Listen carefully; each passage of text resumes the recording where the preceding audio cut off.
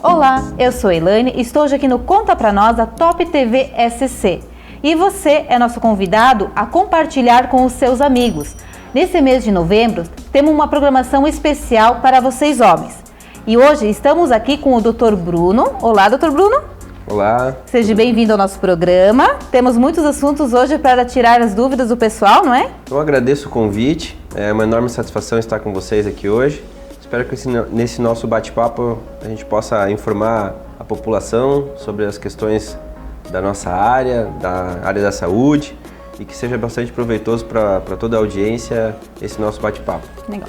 E eu quero começar nosso programa também agradecendo aos nossos apoiadores, ao Supermercado Chinor, a Cicobi Credial, a Cooperativa Regional Auriverde, a Stop Car Michelin e a Clínica Espaço Bem Viver. A vocês, nosso muito obrigado por ser nossos apoiadores. Doutor Bruno, vamos começar então falando um pouco sobre a sua profissão, né? O que é um urologista? É interessante essa pergunta porque muitas pessoas não entendem ou não sabem o que o médico urologista faz, né? A área da urologia é uma área bastante extensa da medicina. O médico urologista ele atua basicamente no trato genital masculino e no trato urinário de homens, mulheres, crianças e idosos.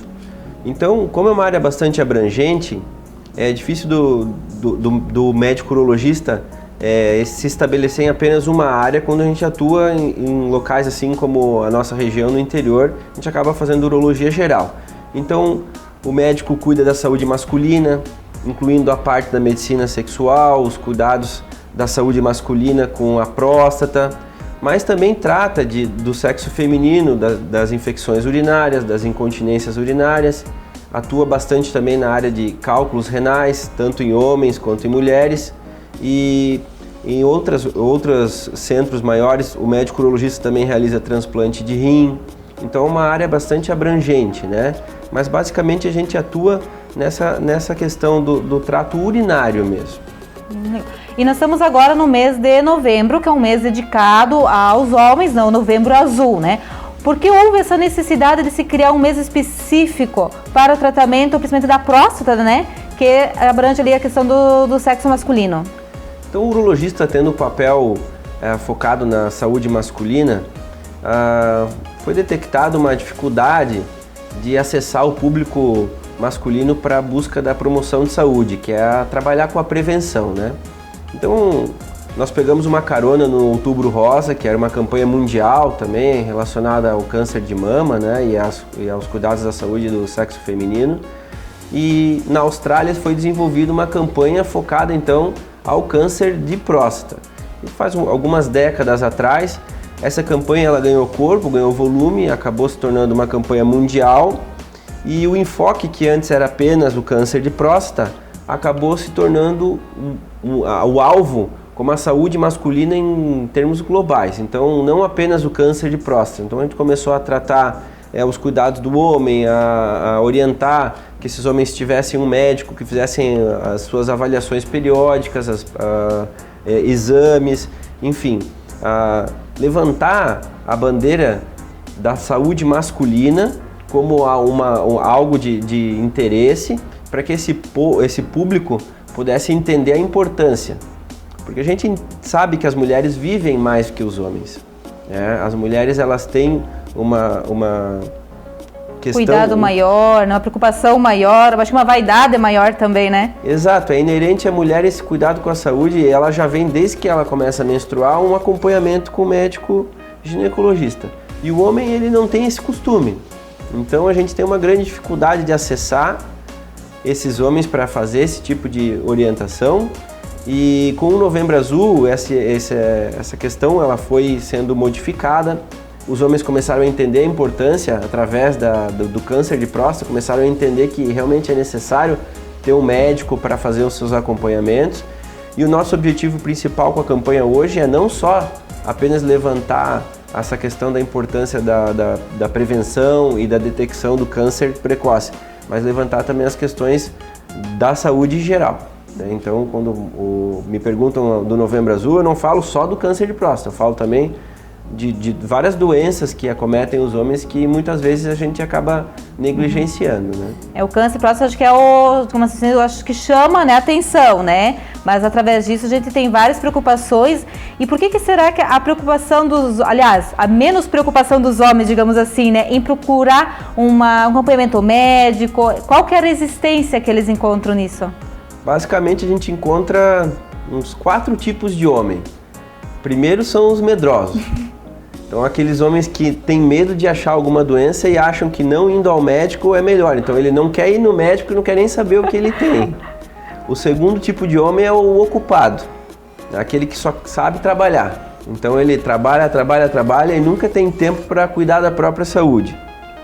O terceiro tipo de homem é o super-homem, aquele que se acha o super-herói, né? Então, ele se caracteriza como nunca vai ficar doente. Então ele não tem medo de nada. Então, para que eu vou no médico se eu não estou doente? Então ele nunca procura o médico. E depois que a gente começou com essas campanhas do Novembro Azul, a gente começou a detectar que existe agora um quarto perfil de homem. Então a gente já tem aí uma grande parcela da população que entendeu o recado das campanhas de prevenção e promoção de saúde. E agora a gente começa a detectar que tem o homem zeloso, que é aquele homem que procura o médico, que faz os exames preventivos, que já chega no nosso consultório já com a ideia, doutor, eu vim fazer hoje os meus exames de rotina, meus exames periódicos, o que não existia há um tempo atrás. Então esse perfil de homem, que é o zeloso agora, que é o quarto perfil de homem, que eu não passava nas minhas aulas antes, só passava esses 3, eu já comecei a adicionar o quarto, que é aquele que criou a consciência através das campanhas e agora entendeu que também é importante para o homem ter um médico de sua confiança para fazer os seus exames preventivos. E vocês não encontram também o quinto homem, que seria aquele que vai na internet, procura já a receita e traz tudo prontinho para vocês? Lógico, esse não poderia faltar, tem também, né, que é o homem, então vamos dizer, o Google aí, né, que faz a pesquisa na internet, mas geralmente esse tipo de paciente, ele vem muito mais apavorado do que os outros. Pega informação às vezes errada, né? Além de informações erradas, na internet a gente sempre encontra um sensacionalismo muito grande. Então, o pessoal que acaba procurando por conta informação relacionada à saúde na internet, ele vem desesperado achando que são problemas às vezes muito mais graves do que realmente são. E é difícil para o povo, o leigo, filtrar as informações na internet. Por isso que é importante ter um profissional na área, como em qualquer setor, para dar a devida atenção e o diagnóstico e o tratamento correto, né? Correto. Então, assim, vamos fazer uma pergunta um pouco mais técnica agora, até para nós estar passando para o pessoal que está nos acompanhando. Qual que seria, então, a função da próstata? Para entender um pouquinho melhor, nos explicar para quem está nos acompanhando. Certo. Então, a próstata, ela é uma glândula que ela só é presente no sexo masculino, né? Essa glândula tem mais ou menos o tamanho de uma noz pecan, assim, o tamanho de uma ameixa, vamos dizer, em torno de 20 a 30 gramas. E ela fica localizada exatamente abaixo da bexiga. Então essa glândula, ela produz um líquido que é responsável pela manutenção, pela nutrição, por manter o espermatozoide vivo. Quando o homem ejacula, esse líquido sai junto, que forma o sêmen, e ele vai auxiliar na gestação, então na fecundação, né, para gerar uma gestação. Então ele é essencial para gravidez, no caso, para gerar um embrião, né? Sem ele, o espermatozoide não consegue chegar até o óvulo para fecundar. Isso é importante nas idades, né, em que a gente está trabalhando com a questão da fertilidade. Mas à medida que o homem vai envelhecendo, essa próstata pode ir apresentando alguns problemas. E como ela está localizada exatamente abaixo da bexiga, o principal problema que ela causa é a obstrução do fluxo urinário. Então ela vai crescendo com o envelhecimento, ela pode obstruir esse canal urinário, né? Então são alguns problemas que a gente pode detectar. Mas basicamente isso, a próstata é uma glândula e ela produz um líquido que vai atuar principalmente no auxílio para a geração dos filhos, né? E qual seria a relação direta da próstata com a ereção? Não existe uma relação direta. Na verdade, a próstata está numa localização anatômica que abaixo dela passam os nervos para a ereção. Então pode ocorrer que numa operação de câncer de próstata, quando é removida toda essa próstata, então se o paciente vai lá, detectou um câncer, e ele vai ter que remover a próstata inteira. essa cirurgia, que é uma cirurgia que a gente chama radical, prostatectomia radical, ela pode remover a próstata e pode ter uma lesão desses nervos que passam embaixo dela. E aí sim pode gerar a impotência ou a disfunção erétil, né, o termo técnico correto. Mas diretamente ela não tem relação com a ereção, tá? Ela tem relação com a ejaculação, isso sim. Qual é a chance de hoje um homem ter o câncer de próstata e a partir de que idade, principalmente, que ele deve se preocupar com isso? Então o câncer de próstata ele tem uma importância extrema para os homens porque ele é um dos tipos de tumor mais frequente. Então ele é o segundo tipo de câncer mais comum no homem, só fica atrás do câncer de pele não melanoma. E um homem ele pode ter uma chance, quando os homens a gente fala em cânceres que levam à morte, 26% dos cânceres que matam os homens são de próstata. Então é uma doença extremamente relevante, porque ela é muito frequente no sexo masculino. E quando a gente fala também de câncer, a gente vê que existe aí uma incidência, um aumento no volume dessa doença, o que nos leva a nos preocupar e como existem aí praticamente 60 mil novos casos de câncer de próstata por ano, a gente acaba trabalhando com essas campanhas para tentar diminuir, fazer a prevenção, diminuir a quantidade de pacientes com problemas de tumor avançado, é por isso que a gente fala tanto do Novembro Azul. E essa doença, ela tem uma relação direta também com a idade. Então é a partir dos 50 anos que a gente começa a ver um aumento no número de casos de câncer, porque quanto mais velho, maior a chance de ter o câncer de próstata. E ali, acima dos 65 anos, dos 70 anos, que é quando a doença atinge o seu pico, né? A grande maioria dos casos estão entre essa idade de 65 e 70 anos. A gente diagnostica a maior quantidade de tumores de próstata. E uma coisa que eu vejo assim, entre os homens, às vezes conversar, por exemplo, fazer exame, que se preocupam muito com o PSA, né? Não sei se é essa palavra correta, né? A questão do número do PSA, qual que é o número indicado, qual que é a preocupação em relação a isso? Então o PSA é aquele famoso exame de sangue que a gente faz da próstata, né? Então a próstata ela produz uma substância e essa substância é detectada através de um exame de sangue. É o PSA, é o antígeno prostático específico. Então a gente tem algumas linhas de corte que vão variar com as condições clínicas. Aí a gente entra numa parte técnica difícil de explicar porque é uma área bem, vamos dizer, complexa da urologia, né? Mas basicamente até uma linha de corte de 2,5 para pacientes mais jovens e 4 em pacientes que tenham aí acima de 60 anos, né? Então o limite é 4. Mas isso aí é uma questão de análise técnica do urologista. Vai depender do tamanho da próstata, vai depender das condições prévias desse paciente, da velocidade com que esse PSA vem subindo. Então isso aí a gente analisa muito na hora da consulta, né? Não tem como passar assim específico, porque vai ser caso a caso. Mas é necessário que o homem saiba que existe esse exame e ele precisa ser feito pelo menos uma vez ao ano. Em alguns casos a gente pede para repetir até em 4 meses, em 6 meses, né? E se falando da juventude em especial, que às vezes não estão naquela fase de se preocupar com isso, né? Mas seria interessante ele estar preocupado e estar tendo um acompanhamento também, até porque eles têm uma vida sexual já mais cedo hoje também, né? Para esses jovens, qual que seria o conselho para eles?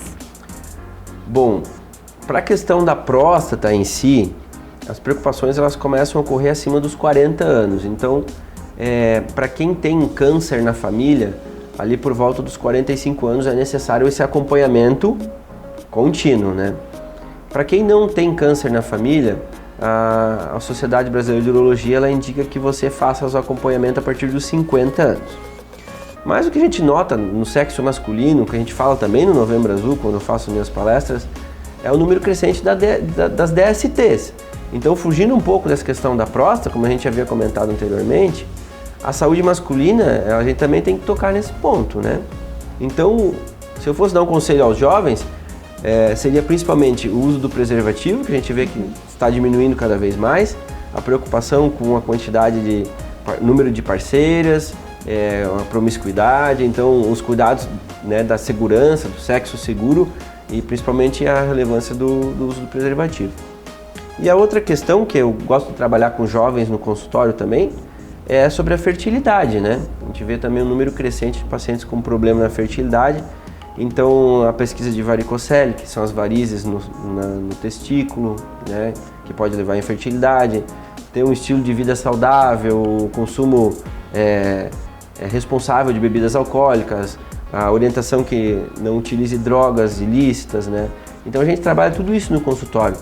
Então, como a menina vai no ginecologista, o menino também deveria ir ao urologista para que desde a pré-adolescência, enfim, na infância a gente avalia a questão de fimose, na pré-adolescência, varicocele, fertilidade, orientações sobre DST.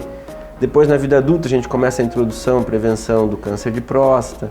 Então, todas as fases da vida, o urologista acaba atuando. E os jovens eles não sabem que existe esse médico que possa estar auxiliando e orientando eles, né? Então é até interessante a gente falar sobre os jovens, porque hoje eu tenho uma procura maior dos idosos no consultório para prevenção do que dos jovens. Acho que até uma dica legal é a questão para os pais também, né? Para quem tem meninos, né? Porque às vezes, como você falou, se preocupamos muito em levar as meninas ao ginecologista, mas muitas vezes nós pais não se preocupamos em levar os meninos, né, a um urologista, né? Então acho que seria interessante, né, os próprios pais já estarem atentos e estarem levando para ter uma conversa e talvez eu acho que eles vão se abrir mais também, fazer perguntas, tirar dúvidas. Até porque nessa fase da adolescência, no início da vida sexual, eles têm bastante dúvidas com isso, né? E muitas vezes não tem abertura para conversar isso em casa. E acaba pegando informações no local errado novamente, né?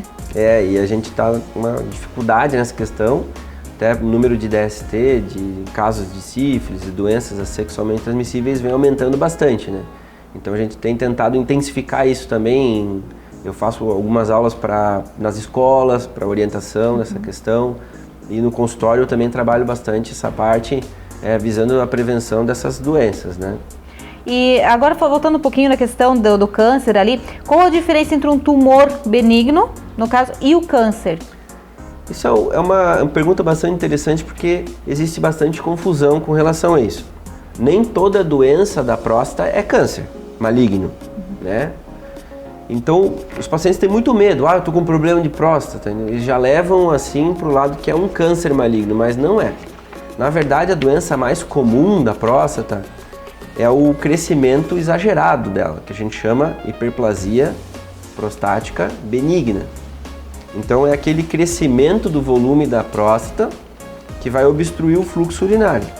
Então, a próstata ela vai envelhecendo, vai sofrendo ação dos hormônios e com o passar do tempo ela pode começar a comprimir o canal da urina que passa no meio dela. E aí dá sintomas urinários, dificuldade para urinar, ter que urinar mais seguidamente, urinar mais à noite. Isso é uma doença benigna, isso não é um câncer. Existe também a inflamação da próstata, a infecção da próstata, que a gente chama de prostatite. Inclusive pode alterar o PSA também. Então são doenças benignas. Então, nem tudo que é problema de próstata vai ser câncer. Lógico, a importância maior é o câncer porque ele pode levar a pessoa à morte, ele pode evoluir, né? Então a gente se preocupa sempre e tenta fazer o diagnóstico mais precoce do possível para esses tipos de tumores. Mas é muito importante que o pessoal saiba diferenciar. O câncer é uma doença maligna. O que é isso? Ele é uma analogia fazendo, é como se fosse uma praga na lavoura. É uma célula que cresceu, um defeito, e ela começa a se alastrar dentro da próstata. Ela não tem controle. E aí da próstata ela pode tomar outros órgãos. Dificilmente quem for diagnosticado com o câncer que ele não vai crescer, que ele vai se manter. Depende do tipo de câncer. Se é um câncer mais, vamos dizer assim, mais agressivo, e a tendência dele é evoluir e infiltrar outros órgãos e pode até tomar a corrente sanguínea, chegar nos ossos, que são os tumores avançados, aqueles cânceres, casos graves, né? Mas existem alguns tipos de câncer, tumores que são menos agressivos, mais iniciais, que eles podem permanecer ali inerte, quietinho, permanecer dentro da próstata e não avançar, e não crescer. Mas ele vai exigir um monitoramento, né? Então por isso que é importante o acompanhamento com o médico. Se for um câncer mais agressivo, eventualmente pode ser necessário um tratamento, cirurgia, radioterapia, quimioterapia. Se ele é um tumor menos agressivo, um tumor inicial, às vezes a gente só acompanha, né? Isso a gente está falando de, lógico, de uma doença maligna, né? Um câncer. E existem vacinas hoje para a prevenção do câncer da próstata? Infelizmente ainda não. A medicina avançou bastante na área da oncologia, né? E na área da próstata a gente teve um salto enorme, um avanço, né, da urologia e também da oncologia. Então hoje existem várias drogas modernas que elas podem suprimir o câncer, elas podem estabilizar esse tumor para que ele não evolua ou que ele evolua mais lentamente. Então as linhas de tratamento, a gente tem diversas linhas de tratamento que não existiam há um tempo atrás. Eu não estou falando de muito tempo atrás. Então, com o advento dessas novas drogas, os pacientes, mesmo com câncer agressivo, começaram a viver mais tempo. Então a gente consegue combater, a gente tem mais armas para combater esse câncer. Além disso, a urologia evoluiu muito na parte técnica, então as cirurgias ficaram melhores. A gente tem hoje a cirurgia por videolaparoscopia, que faz com pequenas incisões, né, no abdômen do paciente para remover a próstata, que é uma cirurgia menos agressiva. A gente tem o advento do robô, que auxilia o médico urologista a fazer uma cirurgia com menor tempo operatório, com menor taxa de sangramento, então uma recuperação um pouco mais rápida, né? E os médicos, eles criaram uma habilidade, um conhecimento da técnica maior, transformando os resultados mais favoráveis, né? Então a gente tem menos complicação do que a gente tinha no passado. E a medicina avançando, a gente também teve uma capacidade melhor de lidar com essa doença, né? Então hoje, com certeza, a gente evoluiu bastante nessa área. E doutor, agora então vamos ver se é mito ou realidade. Ejacular várias vezes ajuda a prevenir o câncer de próstata? Essa é uma questão bastante assim, curiosa. O pessoal acaba encontrando na internet isso e pergunta bastante, né? A gente até brinca um pouco sobre isso nas aulas do Novembro Azul, e que na verdade saíram alguns trabalhos assim que demonstraram realmente que quanto maior o número de ejaculações que esse homem tem ao mês, menor a taxa, o risco de ele desenvolver um câncer de próstata, né?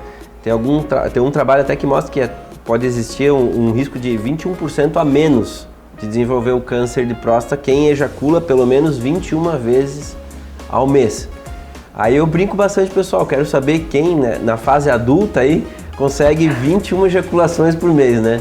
E nas aulas a gente brinca bastante, o pessoal até acha engraçado, e a gente trabalha de uma forma lúdica para chamar a atenção. Na verdade, na questão científica da coisa, parece que a próstata, assim como o coração, como qualquer outro órgão, quanto mais ela está em atividade, menos problema ela causa, né? Então, a gente ejaculando, a gente está fazendo a próstata, de certa forma, está funcionando. Então, essa é uma teoria, né, lógico, mas que chama a atenção do povo e a gente a estimula, né? Até porque o sexo é uma coisa saudável, o homem tem uma questão da sexualidade, é bem importante para ele, né? E a gente trabalha isso com os casais e estimula que eles pratiquem o sexo, lógico, com segurança, né? Com responsabilidade, e que isso, de certa forma, também possa fazer bem para a próstata, né? Então, tirado uma dúvida aí do pessoal, não é mito, mal não faz. Não, ao contrário, a gente deve até orientar que esse paciente siga esse caminho aí e com responsabilidade sempre, lógico, né? Em relação, então, ao exame, né, do câncer da próstata, qual é a maneira que ele é feita e a única maneira a ser feita? Então, os exames da próstata, como a gente havia comentado, a gente tem o PSA, que é o exame de sangue, e a gente tem também o toque retal, né? Então, o toque retal é feito através de uma manobra manual, através do ânus, lógico. Por que a gente faz isso? Porque é o único local que a gente pode acessar a próstata. Como ela fica abaixo da bexiga, se a gente tentar palpar pelo abdômen, a gente não chega, não consegue encostar nela. Então o médico utiliza a porta dos fundos, que é a região do ânus, para que com o dedo ele consiga fazer a palpação dessa glândula, né? O que é bastante importante para o médico. Então, assim como as mulheres elas têm o exame da mama, que é palpado a mama, o exame do colo do útero, que é feito o toque para palpar o colo do útero, o homem é feito através do toque retal. Então a gente sente a consistência, o tamanho da próstata, vê se tem algum nódulo, que é algum caroço, né? é um exame assim essencial para o médico urologista mais ou menos dimensionar onde que ele está, o que está acontecendo com aquele homem. Então, através do toque, a gente já mais ou menos sabe o tamanho da próstata, sabe mais ou menos o valor do PSA que deve estar. Então, se a gente tem um toque que não é compatível com o valor do PSA, a gente já começa a suspeitar de alguma alteração.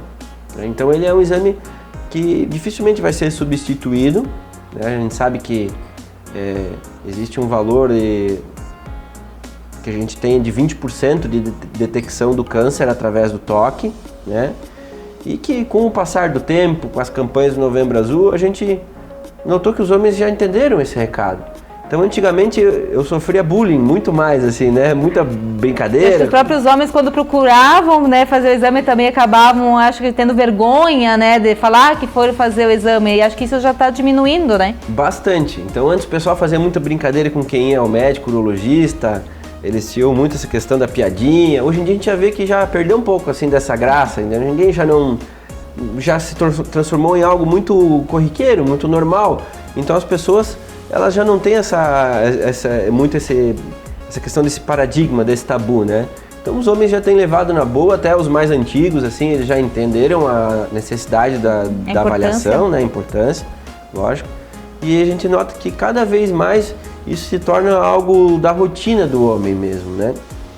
E muitos me perguntam assim, bom, será que não vai ter algo que vá substituir o toque, né? Eu creio que não. É igual a mama, que o médico sempre acaba palpando a mama, né? Ou, enfim, qualquer outro exame Depois até físico. vai fazer uma ultrassom, um exame mas primeiro é o toque, é o essencial, né? Até porque, assim, no caso da mulher, em casa, a gente, quando diagnóstico, o primeiro sinal, a gente procura o médico, tem também até feito depois a ultrassom, né? E no caso, então, do homem, a ultrassom tem também a necessidade de fazer ou tem algum outro exame que possa ser feito? Então, além do PSA, que é o exame de sangue que a gente já comentou, e o toque retal, que é o exame físico, a gente tem hoje em dia um papel bastante importante da ressonância. Então ela é um exame que é feito para detectar lesões na próstata, né, nódulos, enfim, lesões suspeitas. E esse exame ele também é um exame um pouco mais moderno, a gente tem o desenvolvimento dele de uns anos para cá. Ele tem ajudado bastante no planejamento e na detecção de lesões suspeitas na próstata, né? Então, como é que funciona? Quando o médico ele tem uma suspeita, seja por um exame de sangue alterado, seja por um toque retal alterado, ele geralmente vai solicitar uma ressonância. Essa ressonância pode detectar uma localização mais suspeita, né? Por exemplo, um nódulo. E a partir disso, o médico vai então solicitar uma biópsia de próstata, né? O que é esse exame? Esse é o exame que vai diagnosticar o câncer. Então a gente entra com um equipamento de ultrassom pelo ânus, né? Acoplado a uma agulha bem fininha, e a gente vai lá olhar a próstata com ultrassom e vai retirar pequenos fragmentos dessa próstata para análise. E ali sim que vai dizer se tem câncer ou não. Então é assim que a gente faz o diagnóstico. Ok, então, doutor Bruno, acho que tiramos bastante as dúvidas do pessoal que está nos acompanhando, principalmente dos homens, aí nesse Novembro Azul, que o pessoal está nos acompanhando. Eu queria deixar o espaço aberto agora para você dar suas considerações finais, se tem algum informativo para quem está nos acompanhando, algum recadinho, pode ficar à vontade para quem nos acompanha. Então vou falar diretamente aos homens agora, de qualquer idade, sejam crianças, pré-adolescentes, adolescentes, adultos e idosos, que vocês tenham no urologista o médico que vai ser o seu amigo, que vai lhe acompanhar durante a vida. Que você pode estar tirando suas dúvidas e fazendo o seu acompanhamento desde o início da sua vida.